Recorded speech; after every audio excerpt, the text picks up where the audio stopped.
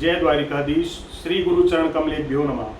गुरुमूर्ति मुख चंद्रमा सेवक नयन चकोर, अष्ट प्रहर निरखत रहूं श्री गुरु चरणन की ओर। आप सभी को गुरु पूर्णिमा की हार्दिक शुभकामनाएं। आइए आज हम जानते हैं कि हमारे शास्त्र उपनिषद पुराणों में गुरु तत्व की क्या महत्वता बताई गई है और गुरु पूर्णिमा का पावन पर्व क्यों मनाया जाता है। गुरु पूर्णिमा महर्षि वेदव्यास की जयंती के रूप में मनाई जाती है। इसे व्यास पूर्णिमा भी कहते हैं।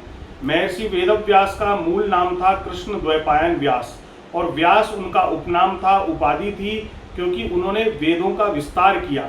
वेदों का विस्तार करने के कारण उनका नाम पड़ा महर्षि वेदव्यास। आइए जानते हैं गुरु तत्व के बारे में।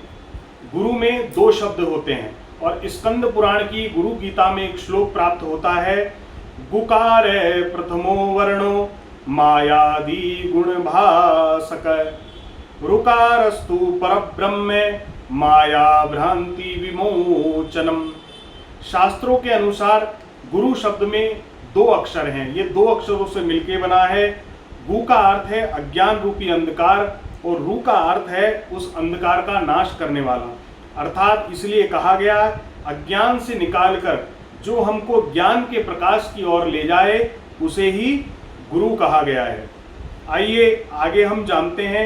श्रीमद् भागवत के एकादश स्कंद में श्री कृष्ण भगवान उद्धव जी महाराज से कहते हैं, आचार्यां विजानीयान नाम नावमेयान कहिर्चित, न मृत्ये बुद्धया सूयेत सर्वदेव मयो गुरु। अर्थात भगवान कृष्ण उद्धव जी महाराज से कह रहे हैं जो सच्चे गुरु हैं उन्हें मेरा स्वरूप मानना चाहिए। उन्हें केवल एक साधारण इंसान नहीं समझना चाहिए, क्योंकि गुरु के माध्यम से ही ईश्वर को प्राप्त किया जा सकता है। इसलिए गुरु का सदैव सम्मान करें, उनके प्रति श्रद्धा का भाव रखें। और श्वेता श्वेतर उपनिषद में एक श्लोक प्राप्त होता है, यश देव परा भक्ति यथा देव तथा गुरु, यस्ते कथिता ह्यर्थम प्रकाशन्ते महात्मने।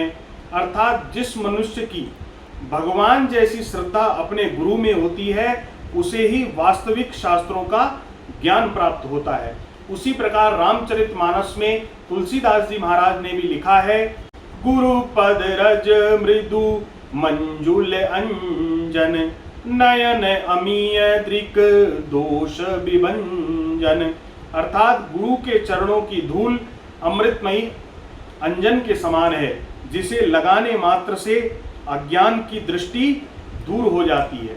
इसलिए आप सब भी अपने गुरु का पूर्ण सम्मान करें, पूरी श्रद्धा रखें और निष्ठा से गुरु पूजन करें गुरु पूर्णिमा के दिन। और जिनके गुरु नहीं है तो श्लोक प्राप्त होता है, वसुदेव सुतम देवम कंस चाणूरमर्दनम, देवकी परमानंदम कृष्णम वंदे जगत गुरुम। भगवान कृष्ण पूरे जगत के गुरु कहे गए हैं।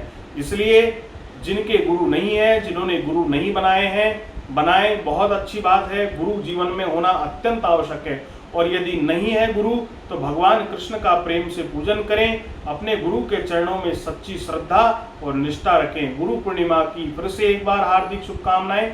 जय द्वारिकाधीश।